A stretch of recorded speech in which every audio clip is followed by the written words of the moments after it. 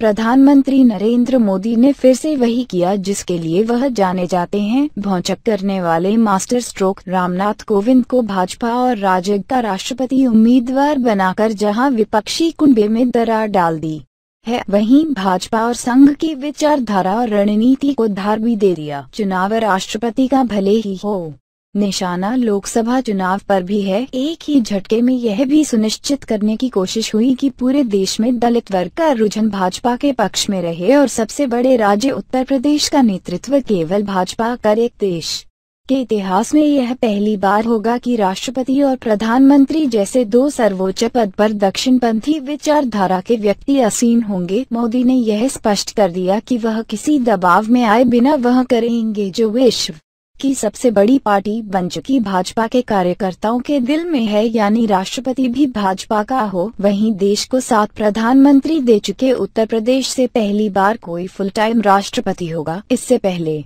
मोहम्मद हिदायतुल्लाह कुछ दिनों के लिए कार्यकारी राष्ट्रपति बने थे। देश में दलित राजनीति भी खूब होती रही है, लेकिन स्वतंत्र भारत के इतिहास में यह भी दूसरी बार ही हो रहा है कि किसी दलित को सत्तारूढ़ दल ने राष्ट्रपति उम्मीदवार बनाया है। दरअसल प्रधानमंत्री मोदी ने सधे कदमों से राजनीति भी साधी है और संघ की विचारधारा भी। लोकसभा चुनाव के बाद उत्तर प्रदेश विधानसभा चुनाव में भी ओबीसी के साथ साथ दलितों ने खुलकर भाजपा के लिए वोट किया था। दलित नेत्री मायावती इस बाढ़ में बह गई थी। कोविंद की उम्मीदवारी ने बची खुची विरासत पर भी प्रश्न चिन्ह लग दिया है। दक्षिण भारत भाजपा के राजनीतिक एजेंडे में उप है। ऐसे में कोविंद कार्ड का प्रभाव वहां भी दिखे तो आश्चर्य नहीं। कुछ अरसे पहले तक भाजपा को ब्राह्मण और बनिया की पार्टी ही माना जाता रहा था। मोदी के आगमन के साथ वह धारणा बदलनी शुरू थी। संघ की विचारधारा की बात करें तो वहां लंबे समय से एक ऐसे हिंदुत्व की परिकल्पना थी जिसमें सर्व समाज दिखे। पिछले दिनों में पार्टी अध्यक्ष अमित शाह लगातार दलितों के घर पर जाकर भोजन करते रहे हैं। मोदी सरकार की 3 साल की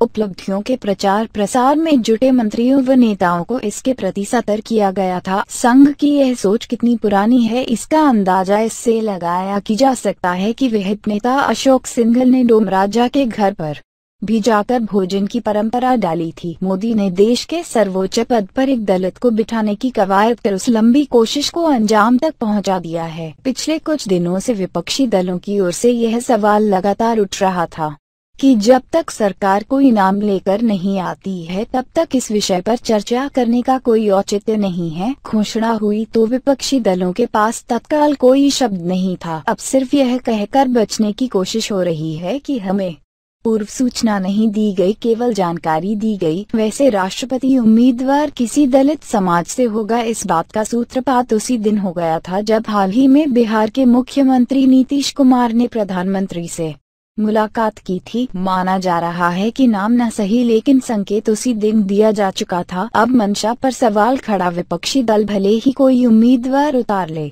लेकिन मास्टर स्ट्रोक ने कमाल दिखा दिया है। विपक्ष का अधूरा साथ न मिला तो भी बाजी भाजपा के हाथ होगी। माइंड द न्यूज रूम की रिपोर्ट।